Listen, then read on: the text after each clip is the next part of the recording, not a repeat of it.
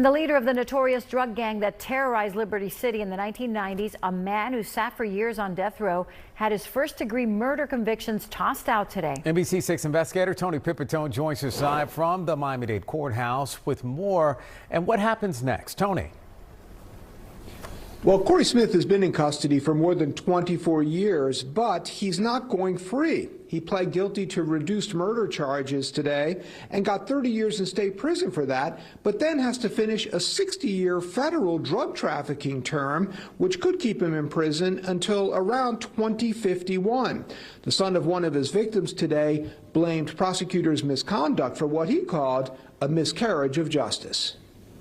A jury found 7 people were killed in the late 1990s in Miami because of this man, the one-time leader of a violent Liberty City drug gang called the John Does. 52-year-old Corey Smith, today greeting his family in court before Judge Andrea Ricker Wolfson could potentially throw out all his convictions because of prosecutorial misconduct. Count 6. Instead, the state gave up trying to prove first-degree murder and let him plead to second-degree. Count 16 amended to second-degree murder, maximum life in prison, victim Angel Wilson.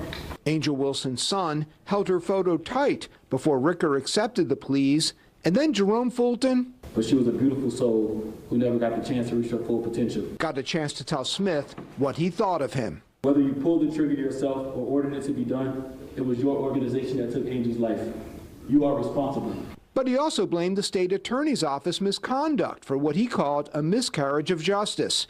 Ricker removed now resigned prosecutor Michael Van Zompt from the case for what Ricker called reckless conduct, including this jail call with one of the John Does, LaTravis Galashaw. I'm trying to figure out who I want to use to testify before that's not, going to be crazy and with us. You got to understand about the Black Widow now. She's some cold.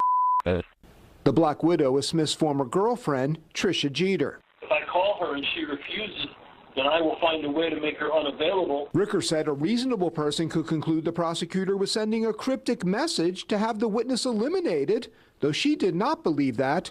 Still, the state's case started falling apart, and with the passage of time, they determined a retrial was too risky, so they agreed to a plea. I choose to be a beacon of hope to the youth of Miami. And Angel Wilson's son showed grace that Smith was not known to show others. I send love to you and peace to you and your family. And I pray that no one else has to lose their angel to sense of gun violence. Among those moved, Judge Wolfson. For your ability to open your heart in a process like this, it's truly, truly remarkable. And your words will stay with me for the rest of my career. So once Corey Smith is done with his state sentence, and that could be any week now, he'll go to federal prison. There'll be a hearing, and if the sentence stands, he won't get out until 2051 when he'd be 79. Angel Bennett Wilson was gunned down when she was just 26. She never got to see that son you just heard from earn 3 university degrees, including one from Harvard Business School. Reporting live at the Miami-Dade County Courthouse, Tony Pipitone, NBC6 News. All right, Tony.